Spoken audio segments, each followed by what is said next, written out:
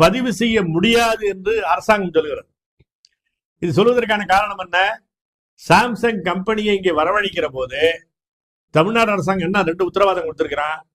இங்க காற்றை, நீரை, மண்ணை எது வேண்டுமானாலும் காலி பண்ணு, மாசுபடுத்து, எதை பண்ணாலும் கேள்வி கேட்க மாட்டோம் என்று சுற்றுச்சூழல் சட்டங்களில் ஒன்றுமில்லாமல் ஆக்குவது. அதே போல தொழிலாளர் தொடர்பான எந்த உத்தரவாதமும் நீ பண்ண வேண்டியதில்லை, எதுவும் செய்ய வேண்டாம். அவனை உயிரோட வர்றதுக்கு ஆளு கிடைச்சான்னா வச்சுக்க என்று ஒரு காட்டு தர்பாருக்கு தான் சாம்சங்கிலே தொழிற்சங்கத்தை வைத்துக் கொள்ளக்கூடாதுன்னு வைத்திருக்கார்கள். எந்த சுற்றுச்சூழல் சட்டமும் எதிலும் செயல்படுவதில்லை. எவனையும் எந்த தண்ணீரையும் மாசுபடுத்தலாம். அதான் நடத்தி கொண்டிருக்கிறான். அம்பானி அதான் நடத்தி கொண்டிருக்கிறான் கடற்கரையில.